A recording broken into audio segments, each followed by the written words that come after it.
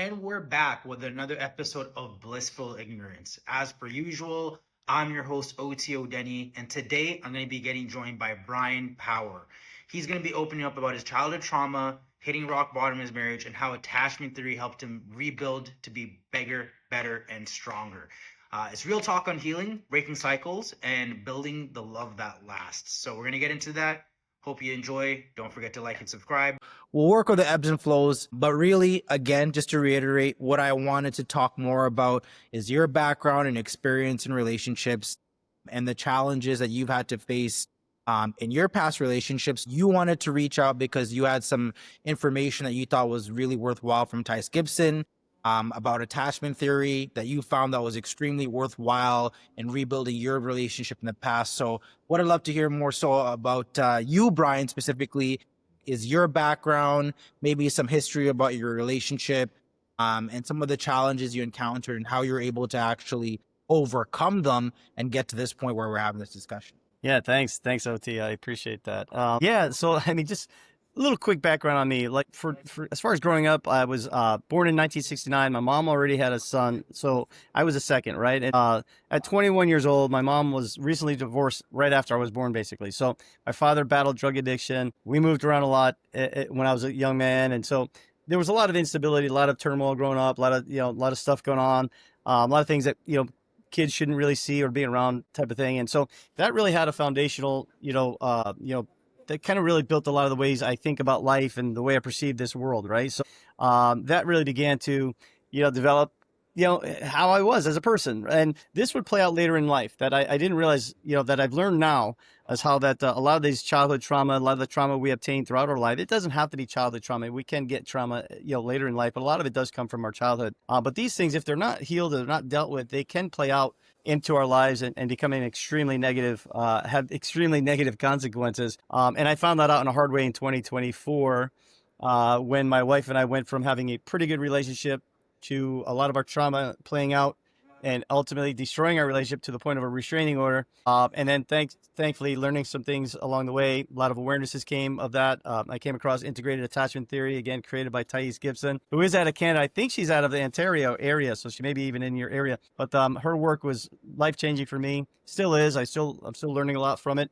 And that really kind of helped us rebuild the relationship that my wife and I have today. It's a weird statement in itself, though. But what I've discovered with age is everyone goes through something, right? And I feel like you don't have to go through the most critical form of trauma as a child for it to affect you in your development in general. But definitely having some experiences that curate your perspective early in life, that's definitely like a real thing. And I found with age that it's something that's not fully acknowledged. So I would love to hear a bit more about that. But basically what I wanted to talk about, because you touched on something that was very interesting to me, was childhood trauma, right? So obviously trauma comes in all shapes and sizes. I feel like obviously there's some more aggressive formats, but we all have experiences in our early development that really shape our perspectives in lives. And what I've discovered is that if you don't realize that you have a unique perspective that was curated by upbringing, it can have negative ramifications moving forward. So I'd love to hear more about, when you mentioned you had some trauma in your history. I think that's important to talk about. And I'd love to hear more about that and sort of how you think it affected your perspective on things, and possibly how that perspective maybe led to you meeting your wife now due to some maybe similarities and whatnot. Yeah, I mean, when it comes to childhood trauma, you're right. I love what Gabor Mate says about childhood trauma. He's a childhood trauma specialist there, is very popular. But he says that trauma is not just what happens to the child, but also what doesn't happen to the child. So yeah, there's obvious trauma, right? If you grew up in a war-torn zone, or you grew up, with a lot of, like kind of me, maybe a little chaos, a little drugs, a little, stuff going on there that's crazy. That's obvious chaos stuff. But then there's those things where you can have good parents who just, maybe that child is just being a little bit neglected. Maybe he's in the other room and he's crying and screaming, but the parents don't hear him. They don't recognize it. So that little baby, say 6 months, a year old, whatever, that's trauma to him, even though, so he's experiencing trauma in that way. And so maybe he cries louder, screams, acts out in ways so that he gets the parents' attention and eventually kind of gets his needs met. And so that's how it develops, really, is just sometimes even whether it's good parents or not, the situations can develop even with the simplest good spaces, we all deal with trauma. It's a question of, number one, yes, how severe, but also then how do we handle that? How do we learn to overcome it and hopefully get to that point where we're now healthy and we're not carrying that trauma baggage, if you will, into our adult lives. So, I mean, for me, my life was, overall was pretty good. I wouldn't say it was all trauma, right? My mom was just a single mom though, with 2 kids in the 70s. She worked hard. She worked 2-3 jobs, and we moved around a lot trying to figure out where to land. And when we finally landed, my mom was just busy all the time. So I really kind of raised myself. My mom would even probably say that, like, my brother and I spent a lot of time alone. And when my mom did come home, she didn't have a lot of bandwidth to be very nurturing and kind. And, she was all like, get your ass to bed, and do what I tell you. Like, I don't have time for this nonsense. So in that regard, it was kind of trauma, if you will. But all those things, again, China shaped kind of my life growing up. I did witness at one point, my father kind of pull a knife on my mom in a kind of a drunken rage one night. That was obvious trauma, right? So that was some stuff that was pretty ugly. It was that kind of stuff, really throughout my childhood until I grew up. And a lot of my abandonment wounds, I have a very big abandonment wound issue, and that's really from my father coming in and out of my childhood. There were times when he'd come in, and then, as any child would, loves his dad, wants to be with his dad, and then all of a sudden my dad would disappear for a while, and I wouldn't see him. And so that was kind of something that was very traumatizing me, and that really developed a core wound for me of abandonment, And then my wife also went through her own childhood trauma. Her situation was a little bit different, but also just very severe. Her father was really just a really, really bad person. And, the mom stayed with him for many years because it was a thing to do and try to work through it and all this stuff. But ultimately, the kids were the ones that were paying the price for that. And unfortunately, they developed a lot of their own core wounds, her and her sister, if you will. And, at 13 or 14 years old, the mom and dad finally did divorce. But even then, it was pretty ugly. Like, it's just a bad situation. He's just a bad dude and not a guy, that should be a father to anybody. But those are the ones that we both kind of developed and came up with. And then when my wife and I met, you don't know that you're connecting because of some of these wounds and everything else. But a lot of times we tend to find and gravitate towards the people that are kind of opposite from us. We still have maybe the same amount of wounds, but she's doing things in ways that I'm kind of like, ooh, that's kind of cool. I like those things about her. She's more chill, more low key, more laid back, more easy with those types of things. And I'm very outgoing, very personable, very like, always out there and kind of maybe the man in the front of the show, if you will. And she was attracted to that. Like, here's a guy who's dynamic in his personality, if you will. Maybe he's out there funny and those types of things. So we just attract each other in that regard. And I think that's how sometimes we can come together. And then that's the good thing. And the things that we love about each other in the beginning sometimes become the very things we end up hating about each other later on. So that is often how that can work out. Yeah, no, I totally agree. And I think you also touched again on some important things. I'm a big econ nerd, like economics nerd, and I'm a big socioeconomics nerd, right? And I think you're sort of touching on basically is how socioeconomics affects the upbringing of children, especially in the modern context, right? So when you look at like traditionally the nuclear family of how things were, let's say in the early 1900s, there was a mother, there was a father. The economics were dictated that you could have a stay-at-home mom who was there basically able to like support the household, right? Feels like we're literally decades or maybe a century away from that model, right? But I feel like because we did move away from that model, you did sort of see some weird effects that were happening in households, right? So like what you're saying, I actually had a very similar thing, where basically it was like our parents are busy. You got to make money. You got to pay bills. So I'm not in the house. I'm not necessarily there to raise the kids. I have to earn this money. And then therefore there's a bit of a separation in terms of the development of the child, right? And that can lead to trauma later on. And then, as you're mentioning, again, obviously I don't know the details, but in your wife's relationship, I don't know about the nature of her dad per se, but like, again, I find sometimes economics can really exasperate the scenario within a relationship. So it's like, if you already have, let's say, not the best character, or let's say some character flaws that were not really addressed early on, and then you end up getting into a relationship, next thing you know, you have a kid now, you have all of these, fiduciary responsibilities that you have to get to. And if you can't get that money, it starts affecting how you sort of see yourself. Maybe you start being a bit more negative to other people, right? So I definitely understand what you're saying. And I think this is something that is not really touched on too greatly in terms of like the development of people, because maybe there's a shame from that perspective of like, hey, like the socioeconomics of my household weren't the best, therefore we sort of like developed in this way, right?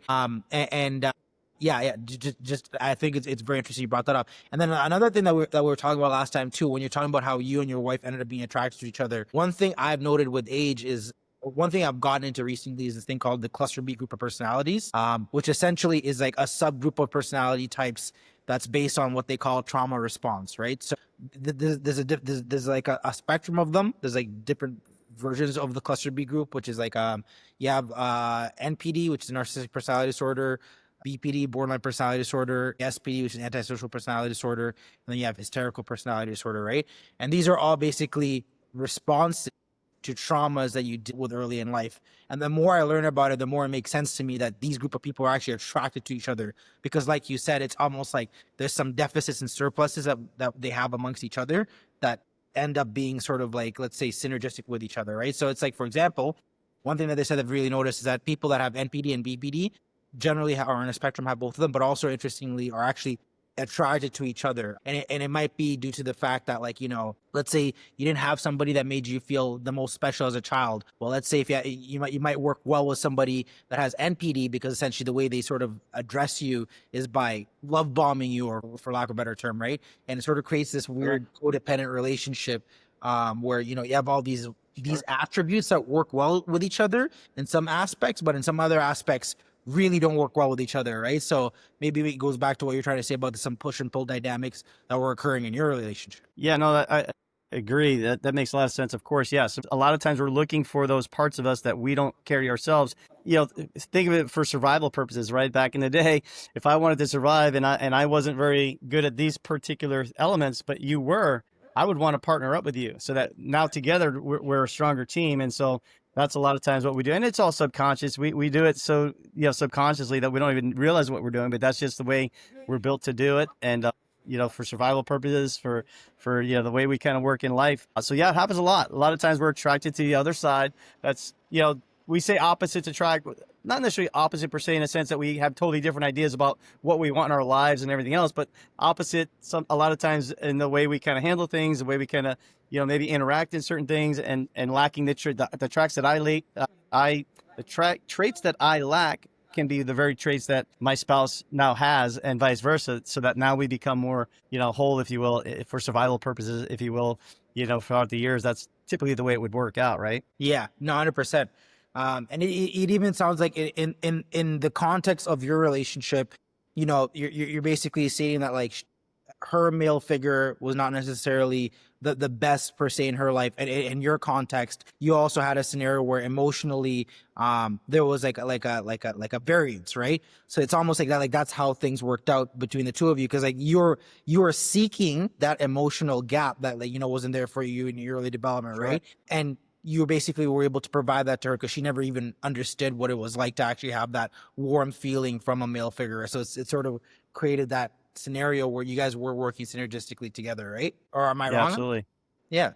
No, yeah, absolutely. No, that's very, very much how it works. Absolutely. So when you guys met, I guess that was like, tell me more about when you guys met and like how the dynamic was initially. I mean, at first, so we were both coming out of relationships. When I met my wife, she was about 4 months removed from her ex-husband. She had left him and was headed towards divorce. I was about 2 weeks out of being engaged to somebody else. So about 2 weeks after my engagement ended to a different woman, I had run into what would become my girl.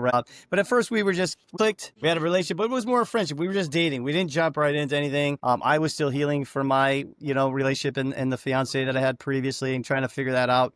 And she was also just still kind of, you know, figuring out her life and everything. But there was definitely chemistry.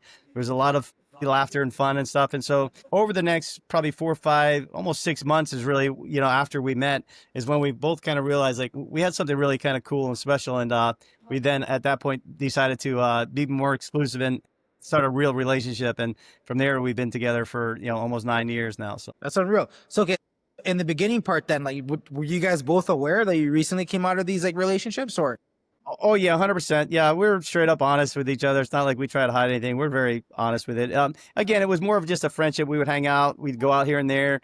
More just casual dating, which I think is great. I think it's a good way to start. I don't think it's great to rush into a relationship anyway. So I think for both of us, it was a good way to kind of just slowly let it progress naturally. And as it did, we just both kind of woke up one day and went, wow, this is pretty cool. I think we both have somebody that we really want to spend more time with. I woke up one day, I just remember one day we were just laying there and I was hugging her.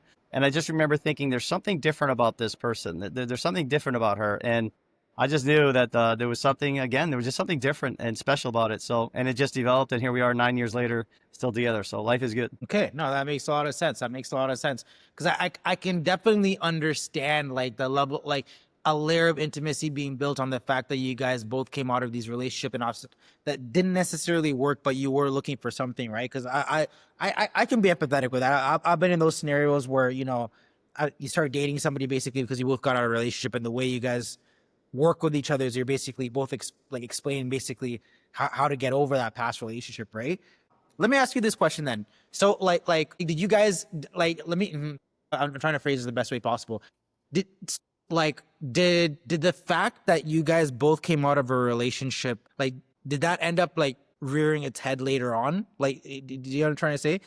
Just okay, so let me give you an example. I'm trying to find the best way to sort of illustrate this. Okay, so the both of you recently got out of a relationship. You were both looking for something. You found it in each other. Things were going really well. Were there aspects of the former relationships on the both parts? So your former relationship with that your previous engagement and hers in her previous relationship that started manifesting itself in this recent relationship, or were you guys able to sort of work through those issues when you guys were able to get together? I think for the most part, they were. So for me, my relationship ended. I didn't have any contact with her past that. There was nothing going on there. So I was able to kind of just focus on, I was just dealing with healing myself and kind of working through that. And that's why I wasn't really jumping into any relationship with her. I just hadn't felt that feeling yet, So in her case, she was married for many years, and so she still had to go through the process of divorce. They did have a daughter together, so the daughter was about 4.5 when I did meet her, and so the father's been in the picture for as long as I've known my girl, 9 years now. But he's a good guy. There was never they didn't have a tumultuous divorce, right? It was more amicable. They were able to kind of work through that in a sense, not really have the emotional baggage and some of the craziness that sometimes comes with divorce. So they were good parents to the daughter. Both of them shared that responsibility equally. And really, overall, as far as divorcees go, we're able to kind of work through that. And it never really had a big effect on our relationship. It just really didn't come out to play, which has been great. Yeah. Okay, that's solid. That's actually really great. So it sounds like you guys were able to significantly help each other get over that trauma.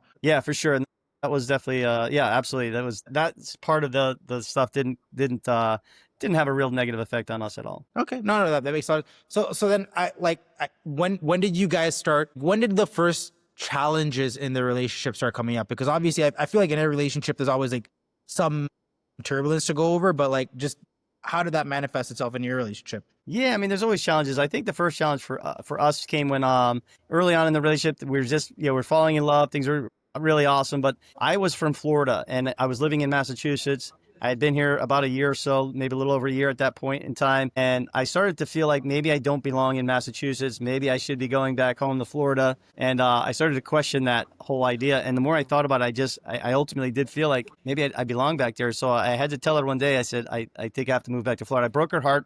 We did kind of break up, if you will. And, I kind of moved back to Florida, and that kind of really broke her heart a lot. And at that point, we thought the relationship was over. And for that, at that time it was. As fate would have it, though, I would come back about 4 or 5 months later, and we would pick up right where we left off. And once we spent that next season together, if you will, we just knew that we were going to have to make it work. Even if I was working back and forth in Florida and Massachusetts, kind of going back and forth in the winter times in Florida, a lot of spring, summer times and stuff up here in Massachusetts. For the next 3 years, we would continue to date like that. I would spend a lot of my winters in Florida, and then spring, summer, fall, mostly here in Massachusetts. And when I was up here, we were together all the time. We had a great relationship. And then we would spend a few months where I would be apart, and then we would have to, I would visit enough and make it work enough so that we spend enough time. But it was some long distance throughout the winter times up here. So that was a pretty big challenge early on, and that would progress for a couple of years.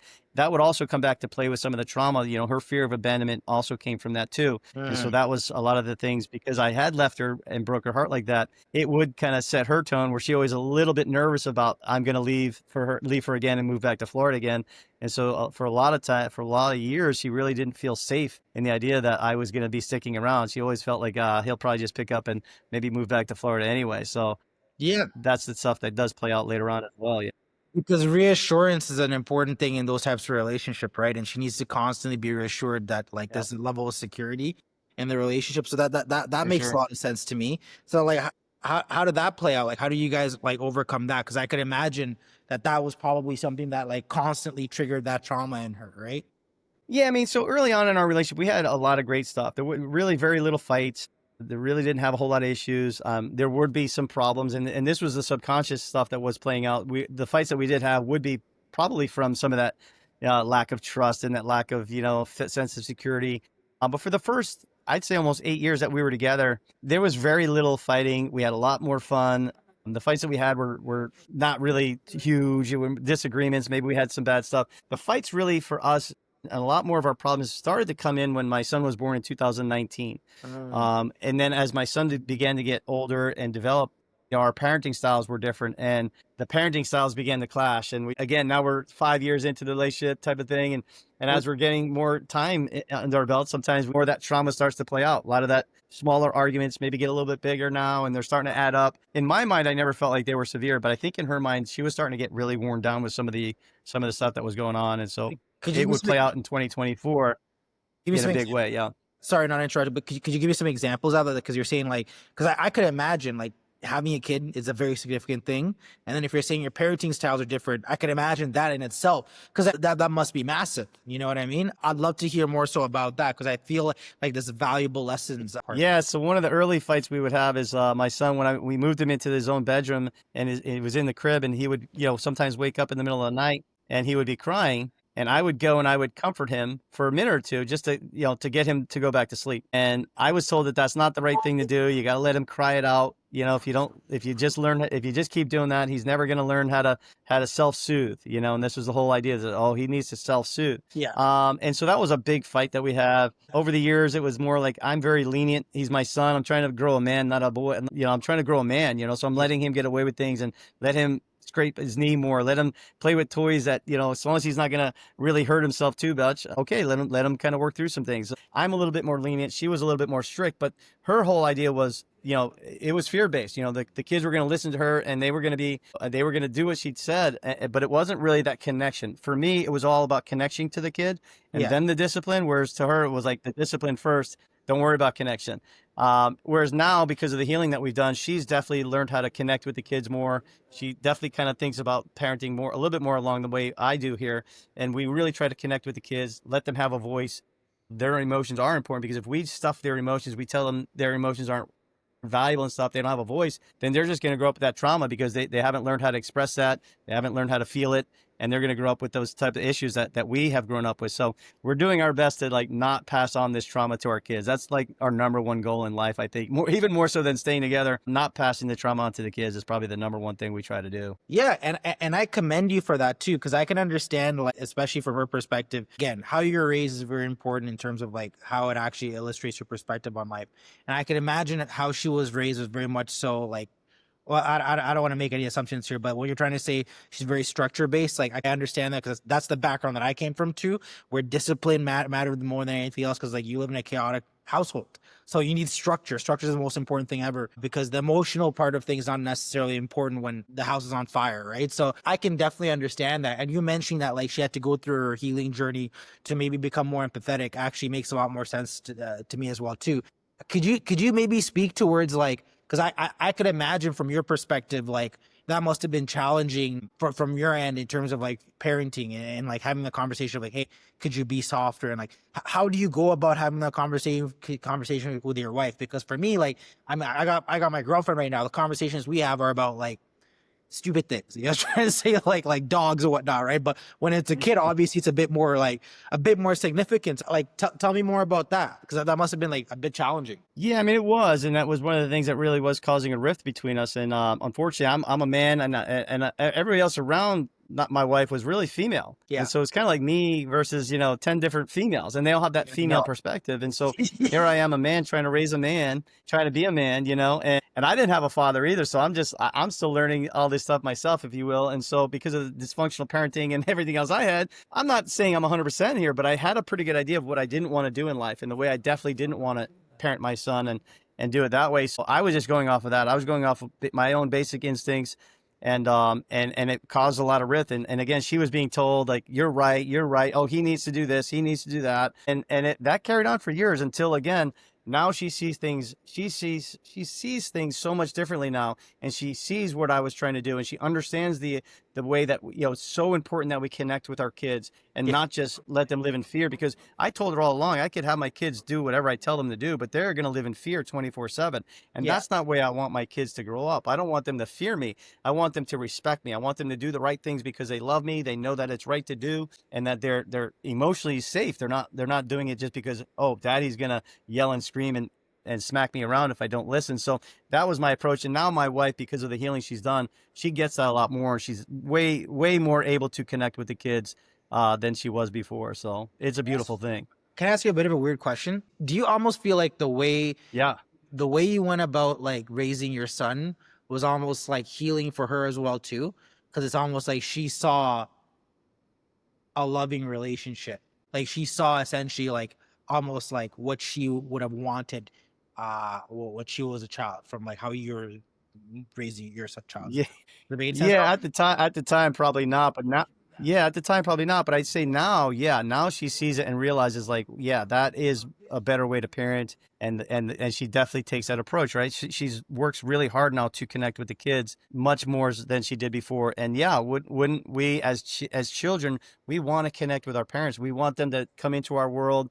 My son loves it when I play hide and seek with him, when I play anything, whatever, anything. They love when you're in their world and Yeah. connecting with them and acting almost like a child. And it's great because I actually get to relive my childhood, which I almost didn't really get to have one, right? Yeah. I get to live my childhood through my son in a lot of ways. So it's almost like I'm a kid with him when we're doing that. I still have to remember to be a parent, but I still get to enjoy those little moments with him and be a kid again and play like that. And it's beautiful. I have a great connection with my son, and he's a daddy's boy. And yeah, but as far as my wife goes, I think now that she's come to this point and she's done a lot of her own healing, she sees how important it is to be connected as, parent and child and have that type of relationship. Yeah, she sees it now. That's awesome. And then even for you as well too, like do you find you're almost like healing your own inner child by parenting your child as well too? But yeah, absolutely. I absolutely. I'm probably in a lot of ways I'm doing that, right? I'm actually healing my own childhood through my own parenting. I'm being the parent that I always maybe wish I had, right? Yeah. So yeah, so I do feel like I'm healing my own childhood, if you will, in that regards. Yeah. Oh, that's interesting. It sounds okay. So it sounds like we skipped a couple of spots because now, like going back to attachment theory and obviously all the things you've learned from attachment theory, it sounds like now through the relationship with your son that you're developing a secure attachment, or like your son's gonna have a secure attachment, which is amazing considering like the two of your relationship may not necessarily have been that in the first place, right? So I'd love to hear more about. I'd love to hear more about your introduction to attachment theory. Let's start with that, and then like why you thought it was important for you to sort of discover more about that. Yeah, so just real quick, like in 2024, February, my wife and I would have a fight about my son, and that would lead us to both start to seek some professional help. My wife challenged me to go to a therapist. I challenged her to go to a therapist because, of course, it's not me, it's her, and she's thinking it's not me, it's him, and so it's always the other person, right? Yeah. But anyway, we both committed to seeing therapists, and that began us to really kind of get some healing, but also it started to trigger us a lot because the emotional baggage that she was carrying, she was doing a childhood trauma. She was seeing a childhood trauma specialist. And so that would bring up a lot of feelings, a lot of childhood memories and things were coming out. So it almost added fuel to the fire at the time. And so for the next 4 months, my wife and I would go through an emotional roller coaster like I've never been through before in my life. And that had a lot to do with our attachment styles, our core wounds from childhood. Those are the things that began to really play out. To the point where she would ultimately seek a restraining order against me for emotional safety only. There was never a physical threat to her, but for emotional purposes, she just knew she had to get away from me. She couldn't do that. She felt like she had to put a restraining order in order to get completely away from me so she could figure some things out. But ultimately, that drove a wedge between our relationship. I felt at that point it was over. At that point, I figured I can't fix this relationship. It's kind of done. But as that was leading up to that restraining order, about a month before that, I came across Thais Gibson, who is out of Canada. Again, I think she's in the Ontario area like yourself. Yeah. I came across her work, and she talks a lot about attachment theory and what she created, what's called integrated attachment theory, which really begins to teach us how we attach in relationships, but also then how to heal those attachments and begin that work so that we can have healthy, secure attachments. And I really became almost obsessed with her work. I found it just fascinating. And I just have been involved in that for the last year and a half now. I've actually taken the courses to become a coach. So I actually help people coach through that experience as well. But it's been a fascinating journey with that. And I'm truly blessed to have come across her work. she's Yeah. amazing. So let's, because it sounds like we've done some decent unpacking here so far. If you wouldn't mind like talking about it, but what was the inflection point with raising your son that got you guys to this point? Because again, just for me, the way I'm sort of understanding this is that, you know, you guys got together, you had your own respective like childhood traumas. However, you're able to work through them because there was some synergies between your relationship. However, when it came to the point of having a child, which essentially is like a joint venture, like a joint project, right? It was important for you guys to essentially address these issues. But I'd love to hear more about like that specifically. Like what was the inflection point that made you guys both realize, okay, no, we have these traumas and we have to deal with them now? To be honest with you, my son was just more of a trigger to that, right? So we didn't really fully understand what was going on. It was just more that my son and the way we parent would sometimes trigger the emotions, and then we would have fights about that. But really what played out in 2024 was that trauma that was coming out from our childhood and these wounds that were subconscious in us began to play out so dramatically that, again, we had critical failure to the point of a restraining order. It ended our relationship. We were done. We loved each other, but we didn't know how to fix it. We didn't have the tools necessary. And so that wedge was put in there. That restraining order became a wedge. Now, at first, it felt like that was going to be the wedge that would end the relationship, but ultimately it would prove to be the very tool we needed to heal our relationship. And that time away, that space that we had, was the greatest thing that ever happened to both of us, because she was able to focus on doing her work. I was able to focus on doing some of my work without the idea that we were going to come back together. I had no idea that she was ever, come back around. I assumed at that point it was over. She had no idea that what I was thinking, feeling. She felt like she put a restraining order on me. I was never gonna love her, care about her again, and I was just hating her and stuff, which wasn't true. Yeah. But again, it allowed us the time to heal. That allowed us to see our own issues, our own wounds, our own problems, and begin to work on that. That is what we work on now. I work on my wounds, my healing, so that I don't pass that on to my son. And as I do that now, I always say the wounds we don't heal as parents are the wounds that our children will have to deal with when they are also now adults. So that's our goal, is to say, like, man, I want to heal as many of my wounds as possible, because I don't want to pass on any of my trauma to my kid. I don't want to pass these wounds on to him. I want him to grow up as an adult and into his early 20s and stuff, already there, already healed, already feeling good about himself, already knowing how to have good relationships, already knowing how to make good decisions and all that stuff. But that's the important part, is that I can't heal her. She can't heal me. Ultimately, I can't really heal my son. I can only be an example and try to, give him a voice and everything else. But we have to do our own work. But yeah, that's the important part for us, is like my son is more that almost that person that kind of spurs me on to be my best, so that I don't pass this trauma on to him, because I don't want him to go through what I went through. Yeah, no, and I think that makes perfect sense. And I think you said some really like solid stuff there. Hey, like, first of all, it's like the trauma you have, you're gonna have to deal with at some point, right? So like for you, for you, it sounds that like your son was I don't want to say the trigger, but your son was essentially like the rationale or the value proposition in you dealing with that trauma at that time. If it wasn't for your son, do you think there would have been like another, like something else that compelled you to deal with that trauma? Or like, was it literally just like, hey, I can't pass this on to the next generation because I love this kid, first of all, but also I just don't want this continue? That's a great question, for sure. And that's a great question. It's hard to say, because, I've had breakups in the past. I've had issues. But again, this relationship was a little bit different, a little bit more special. There was something about this girl that was different. But my son is what kept it together, because here's what would have happened. Yeah. When that restraining order came, my first inclination was to move back to Florida. And had it not been for my son, I probably would have done that. Yeah. But as it turned out, I jumped on a phone with a good friend of mine who said, hey, Bryan, listen, you can't go back to Florida. He says, my father abandoned me, your father abandoned you, and look at how we're dealing with our lives now because of that. He says, you can't go back to Florida. You can't abandon your son. And I said, you're right. It hit me hard. I realized, I said, I can't run away from this now. I have to face this. I have to stay here in Massachusetts and work through this for him. And so that's what kept me in Massachusetts. As soon as I made up that decision to stay in Massachusetts, though, a lot of great things began to happen for me. Just miracle after miracle literally for the next few months. Really just great things happened, and the healing began to happen. But my son, because of my son, I was forced to look at this in a way that I never had to before. And whereas if he wasn't here, I may have ran back to Florida, and I may have just run away from this and never really gotten that extra, point of healing, because it may not have forced me to as much, Yeah. And as much as I love my girl, I can always find another girl. I can't find another son like that, right? So, and that's something that challenged me to step up and change 100%. No, and good for you. And that's honestly why I wanted to talk to you the most, because you elected to go through healing via the opposite alternative, which is what I find a lot of people do these days, right? And I think that's specifically why I wanted to talk to you more, because I wanted you to sort of share your story about healing and the journey that you had to take, right? Because as you mentioned, it wasn't the easiest, and it wasn't just like all sunshine and rainbows and, Instagram I don't know. manifestation quotes, right? But yeah, so I'd love to hear more about like that healing journey for you, because obviously that couldn't have been easy. It would have been easy for you to move back to Florida. Florida sounds dope. I'm from Toronto, trust me, I know, right? But I'd love to hear more about that healing journey and like what that looked like for you. Yeah, I mean, so for me, personally, I'm a man of faith. I believe in God, and so that was the first thing. Is I was just gonna lean on Him right there, and I said, "Okay, man, I don't know how to do this, but I give it up to you, man." And it was amazing. Like God just really took me under His wing and literally gave me a place to live. Within the first week, I had a great apartment with a friend of mine that was local. It was a miracle that I came across this, and it was a friend of mine who was also dealing with divorce, and he was struggling. He was really battling hard, dealing with it in a different way. He was, really drinking heavily, battling depression with that. Whereas I had kind of taken it as, okay, I'm going to just take this thing head on. Wasn't drinking at all. I'm focused on just like learning more about relationships, learning more about God, and just spending time and trying to do the healing stuff as much as possible.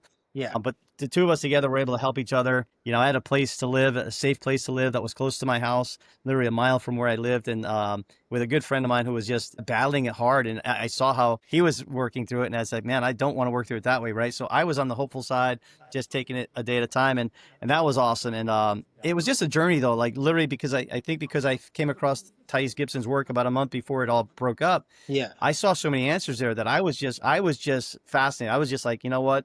Hey, this may end with my wife and I. Okay, fine, it's over. But I'm gonna figure this out. I want to go through this work and learn this stuff so that I can have a great relationship with somebody. I didn't know who it was going to be, but I knew if I did that work, I was going to have a great relationship with somebody. Yeah. And sure enough, again, I just put my head down and did that work. And as fate would have it, a few months later, my wife and I would have a quick conversation, which I found out she would still love me and still wanted to work through this. And then we were able to say, okay, well, let's get this restraining order off so we can fix that. And ultimately, it took another month and a half or so before we got the restraining order off. So we couldn't even talk for that extra month and a half. Once we did want to talk, we realized we can't even talk.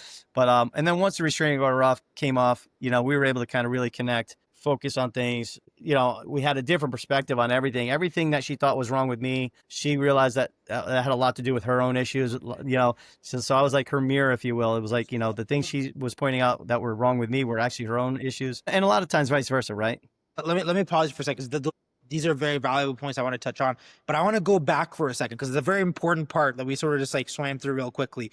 That friend that told you not to go back to Florida, was that also the same friend that helped you find a spot that was local? No, he lived in Florida. Yeah, he's my buddy. That's my buddy Dax, who's my son is named after him. Yeah. No, he lives in Florida, but I just was on the phone with him and he said, you can't. No, he's a great friend who walked me through, man. He was with me through thick and thin through this entire experience, man. When I needed somebody to lean lean on a little bit, he was there, man. Because I think that's a very important part.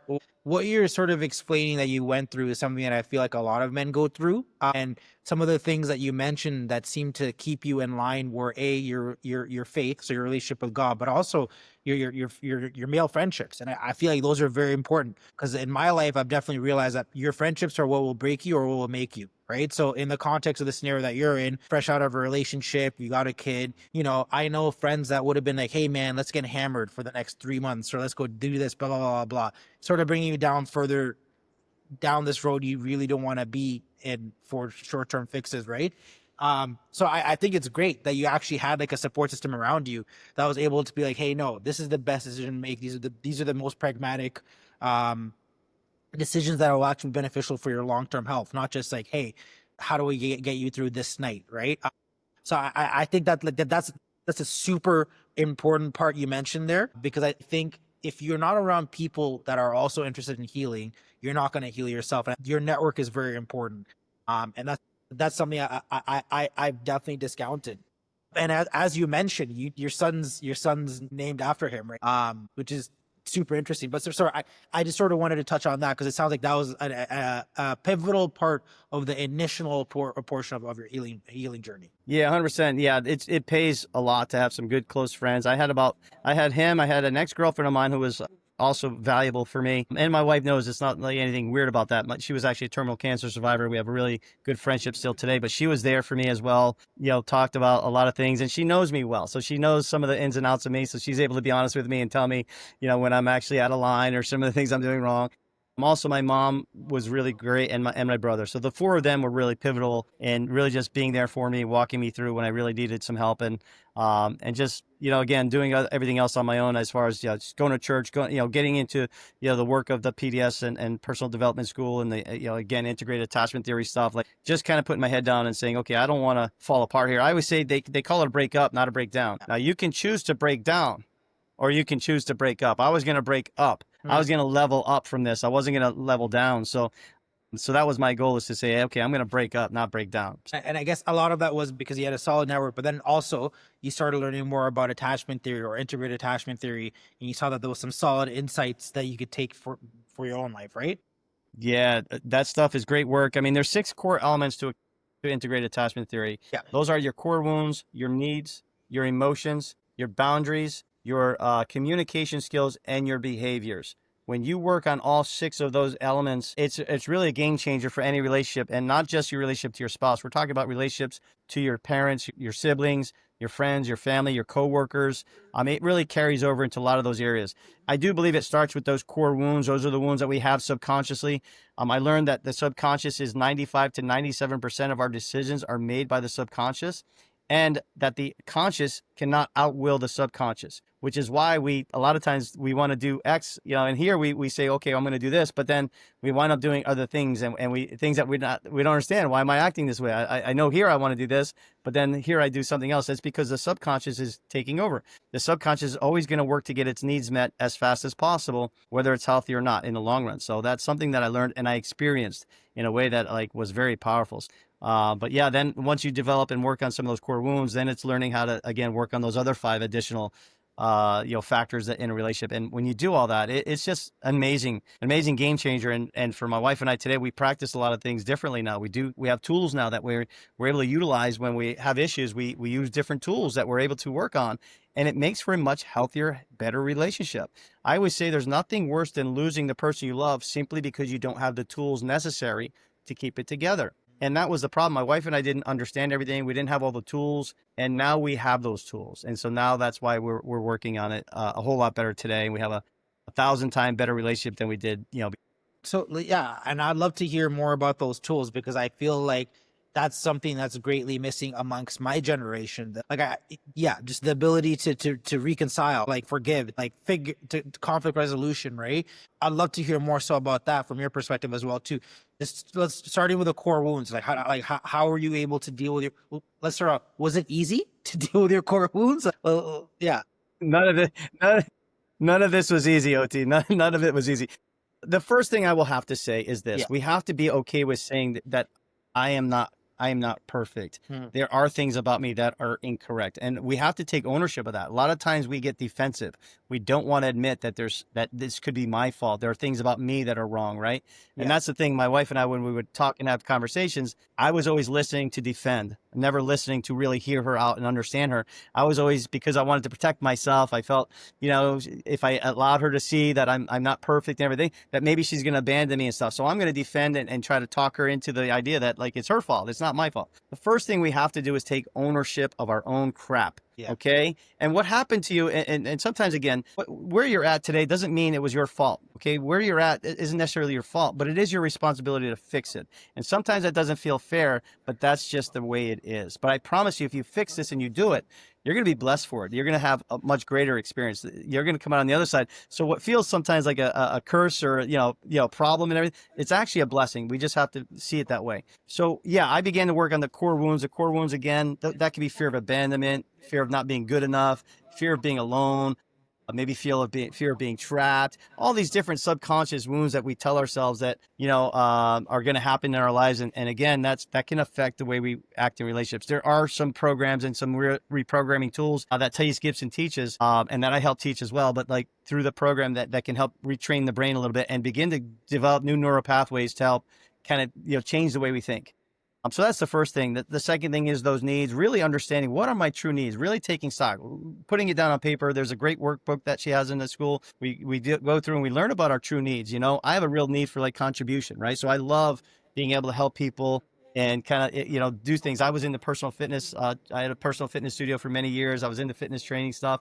I love being able to help people and contribute that way. That's a big need for me. So understanding what our true needs are and not acting in ways, because if I'm not fulfilling my true needs, then that's going to play out too. I'm going to develop a little bit of anger, a little bit of frustration because I'm not really filling my purpose, if you will. Could you So that's important that we learn what our true needs are. So sorry, not your but could you speak on that? Because I feel like Yeah, go ahead. maybe because what you're saying is so true, and maybe some people even have a shame as to what their true needs are. You know what I mean? Like, because you basically maybe just don't even fully acknowledge it. But even that in itself, I know you mentioned it in such a simplified way, but maybe elaborate on that. Like, what are some needs that people like? What are some needs people feel like they don't realize that they need, that are so simple and so common to the human like condition that maybe people don't realize that they're not actually being facilitated? Yeah, I mean, so for instance, like we all have pretty much a need for connection, right? But so my wife was more dismissive avoidant. Dismissive avoidance, they have a hard time really accepting that they want connection and they don't know how to connect with themselves. And so they have a real hard time with that because they feel like their independence is going to be challenged. Their autonomy, their freedom is going to be, challenged if they get too connected to somebody. So they could play it off as, I don't need anybody. They're very isolated. They're very kind of chill, but then they come out and play for a little while, but then they go back and hide again. But the true need is that they do have that connection. They do want to be connected to people, and that's healthy. There's nothing wrong with that. But again, the wounds that teach us that's not okay. Yeah. And because of the way they kind of were raised in that trauma, they now have a different, kind of a distorted perception on that connection. And that the connection is now not good, not healthy, not okay. Emotions are a bad thing, all this other stuff. But no, it's okay. You know, again, there's just so many different needs that we could have. Again, I mentioned mine, like a need for connection, right? A need for contribution. I love to help people. I love to feel valuable, where not money means nothing to me. And that's the thing. I've been in jobs where I'm chasing money, you know, but it doesn't feel fulfilling. Yeah. You know, whereas I can have a job where I'm coaching people, like my fitness business. I made a good living, but I wasn't going to be a millionaire doing it, but I was fulfilled. It felt good. It felt like, man, I'm making a difference in the world. And I love being able to do that. So, but learning that stuff about me, what is it that really drives me? What is it that I'm really needing and wanting in my life that's important? Not money, not this, it could be, sometimes it is, being important and significance and stuff, right? That could be, but at the end of the day, that may not be your top priority. Maybe that's lower down the line. You know what I mean? So just understand what on the totem pole, which is what needs to be on the top and what needs to be more towards the bottom. And that just takes a little bit of time to kind of go through that program and figure that out a little bit. And there's a really great workbook that Thais Gibson has that we kind of work through that kind of discover that, Yeah. So would you describe those as like love languages? Love languages is one way to it is similar to that, right? So our needs can be, love languages as really just our needs and ways that we get our needs met. And so the different 5 love languages, so, contribute, deeds or gifts and stuff like that. Those are just ways that sometimes we can get some of our needs met. Yeah. And the reason why I bring that up, I find it very funny because I'm sort of asking these things for a reason. I used to think that, okay, so I had an ex-girlfriend who asked me to take that the 5 love languages assessment. I thought it was the stupidest thing in the world because I just didn't buy into that world. Well, I'm not love languages, blah blah blah. What I did not discover basically, like that's how you receive and give, right? So it's like I'm very similar to you. Like acts of service is how that's how I receive love, but that's also how I love people. It's important for me to be valuable. It's important for me to be of service to my community, people that I love, right? So it's interesting that like these are things that I really discounted, but if you actually assess those things, you have a better idea of some of these needs that might actually help you work through some of these traumas, right? And again, I just think it's interesting because specifically in like, let's say the world of the male, you know what I mean? These are things that are completely discounted or maybe disregarded or not really looked into too closely, but these are important things.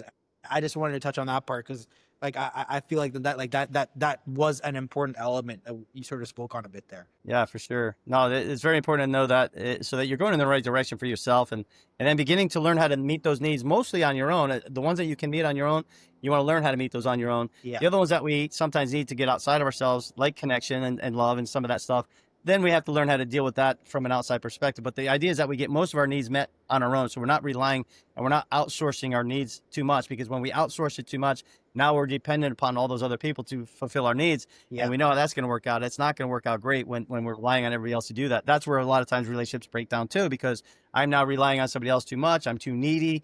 And now, that other person can't meet all my needs. And now it becomes wears on them too much. And now that we have relationship breakdowns. Very important to fill up your own bucket as much as possible. That's like codependence you're talking about, right? Yeah, a lot of times codependence for sure.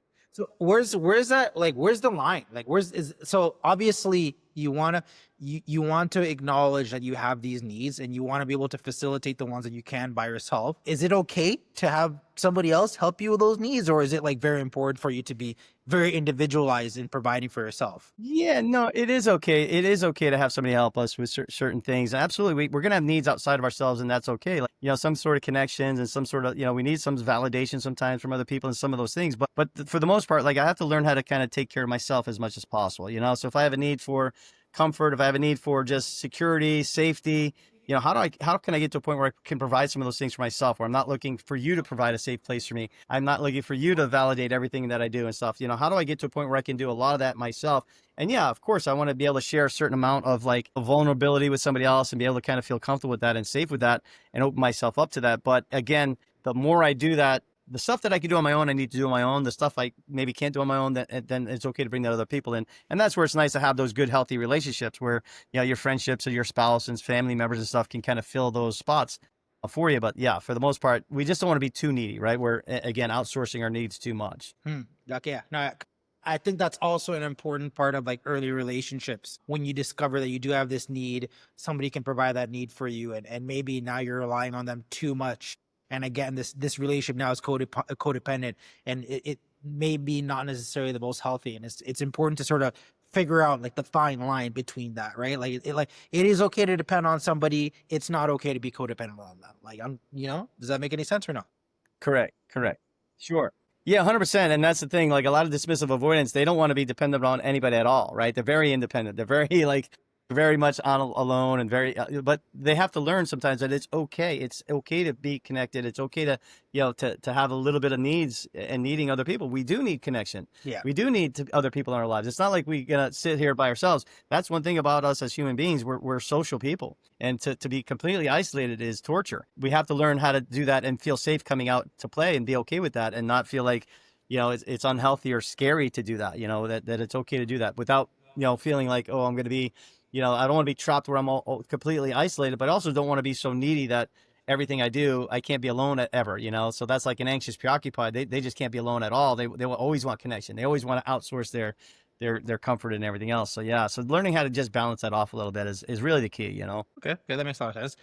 Okay, so in this discovery process where you had to basically do like a self-analysis to figure out your needs, obviously you're able to discover some positive things in terms of like but like, were there some negative things that sort of came out in this discovery process as well too, and sort of going back into that room filled with trauma and reassessing your history? Like, was everything positive, or were there some negative things that came out of that as well too? Oh, no. Yeah, no, a lot of it's negative. A lot of it is negative. Absolutely. Again, there's nothing wrong with needing to feel connected, right? And having somebody in our lives. But when I'm so needy that I'm afraid to be alone at all, yeah, and that I have to stay connected at all costs, now that's a problem. And that's where we have to get to that point to understand it's okay to have the need of say, having a spouse or relationship. That's normal. We need connection, but not so much where, like, if I have to be alone for a year or two, or maybe be single for a little while again, that I'm now, I can't handle that. Yeah. Right. And so that's where, like, that anxious preoccupied, that fear of abandonment, that fear of being alone, that fear of being unloved, now it's going to force me to act in ways that are not really who I really am. I'm now maybe people pleaser. I'm going above and beyond to the point where I'm not even happy myself truly. But again, I'm willing to sacrifice myself just to make sure that I keep this connection, right? So these are the things that are unhealthy, where you go, wait a second. These are things that are forcing me subconsciously, because of those wounds, I'm acting in ways that are not becoming of myself, who I am, the relationship. All this stuff becomes unhealthy and twisted, at a level that's not okay. And that's where we fix it. When we fix it, It's not that I still love my wife. I still want her in my life. I still, would love to have her spend the rest of my life with me. But I'm also safe to know that I'm okay if she doesn't. I'm okay if she were to. I always say my wife and I choose each other today. But if my wife were to leave me tomorrow, I'll still be okay. I'll be okay. I may not be happy about it. I'm not saying that's what I want, but I'll Yeah. be okay. I'll survive. I'll move through that. And that's just the way life works sometimes. So, and that's the difference between feeling like, oh, I have to be in this relationship with this person compared to saying, you know what, I'd like to be in this person. I like to be with this person. I love to be here and I choose every day to be with this person. But there's not like this dependency where, we can't be apart at all, or God forbid, something happens and she walks out of my life, or vice versa, that we know that we're going to be safe. We're going to survive. And we're not just going to survive. We're going to be good. We're going to be okay with it, and we're going to be happy, and we're still going to be able to learn and love and thrive and everything else. I'm not dependent upon that other person for everything I need in my life. Yeah. I find that's a very mature perspective. I think is very much so necessary right now. Just like the willingness to realize that we're both willing participants in this relationship, and that if it were to end, it's not going to be the end of the world. Because I feel like, again, I can only speak for my generation. It's a very do or die. Like either this works out or the world's ending, and it's going to be World War V. So I think that's a very mature Yeah. perspective in terms of understanding that, like, hey, at the end of the, it's almost like like it's there's not this doom or gloom. Like there's being okay with change. And it's because you're very solidified in your own perspective, right? Yeah, And I really like for that. sure. So one thing I wanted to touch on, Yeah, though, for is sure. that you're basically talking about, like, so in order to heal, you need to do a real personal assessment. However, like, so some people have a real fear of, like, looking at themselves in the mirror and, like, really looking at, like, the ugly side and assessing that, right? Like, how what would be your message to somebody that, like, let's say, has a fear of really looking closely into themselves, Yeah. Yeah, I mean, that's the thing. I mean, it's hard to look at yourself, and that's the problem. Our fear keeps us from that sometimes. Yeah. I think a lot of times we have to hit rock bottom, right? And that's what causes us to have to look at it, because there is no escape. There is no running away anymore. When you hit that rock bottom and you're forced to, like myself, I couldn't run away. I couldn't move back to Florida. I had to face it. And that's sometimes, unfortunately, where we have to get. I'd like to keep people from getting there. Yeah. I always say, look, my goal is to keep you from having to hit rock bottom. But sometimes I accept that it's part of the journey. And sometimes we do have to hit that rock bottom where now we have no place to look but up and pray and say, okay, man, I need to make some changes.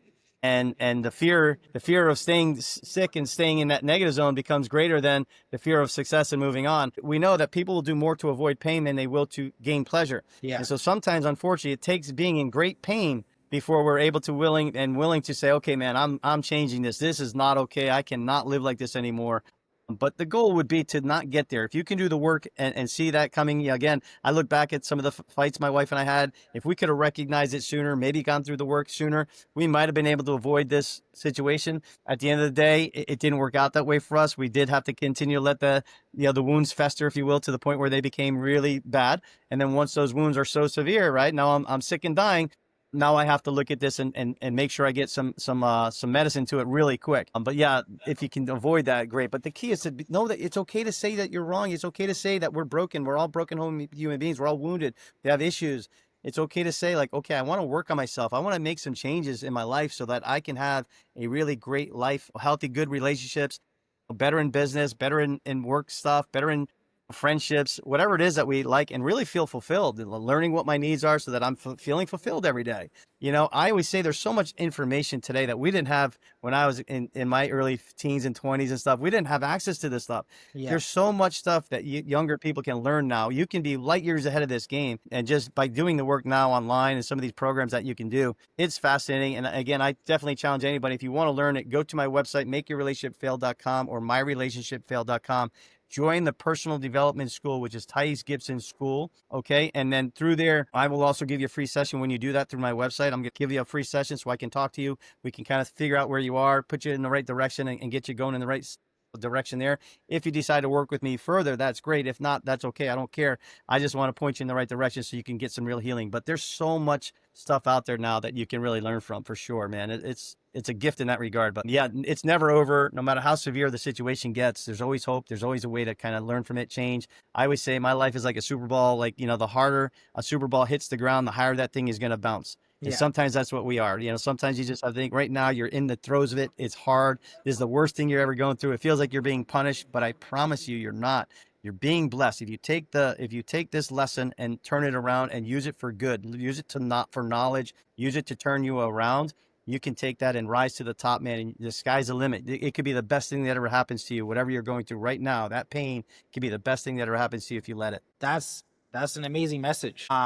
And yeah, and I think the biggest thing, the one thing I really appreciate about you is the fact that you realize that at rock bottom that there is better and that you want better. And that's one thing I really appreciate about your message, is that just that in itself, because I feel like there's a lot of people who hit rock bottom and move laterally, not upwards, because they don't have better expectations for themselves, right?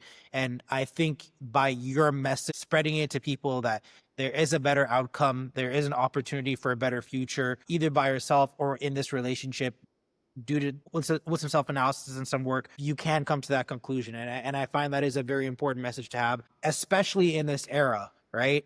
Where unfortunately we are dealing with a lot of, let's say, deaths of despair, right? So, I think you're doing a very solid thing. I think this is a message that needs to be saturated. And I think people need to talk about these kind of subjects more loudly, because unfortunately there's a shame in healing, which I find very confusing myself, considering that especially in this time period, like, healing is probably the most important thing that we could do. That there's a solid line. One of my favorite lines from Any Given Sunday: either we come together as a team or we fall apart as individuals. And I think that's basically what you're speaking towards, and I really appreciate that. So what's the best platforms for people to reach you at? Yeah, the best way to reach me is, again, go to my website, makeyourrelationshipfail.com or myrelationshipfail.com. Both of them will take you to the same website. And through there, you can learn about a little bit about me, learn a little bit about the integrated attachment theory stuff.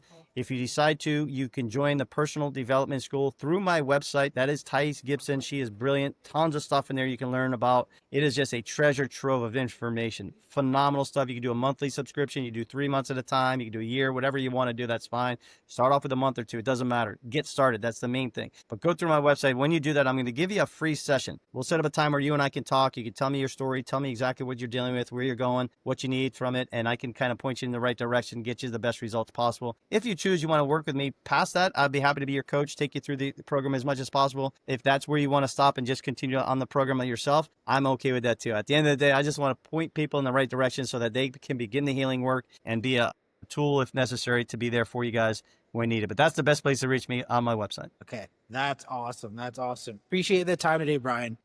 Oti, I had a pleasure, man. Thank you so much for having me on the show. I feel like I could talk to you all day, man. I feel like we just sit here and banter, man. It's so easy to chat with you, brother. I really love it. That episode 2 is coming up. It's coming up. There we go. We'll have to do this again. Perfect. All right. Okay, Sounds good, man. Thank you.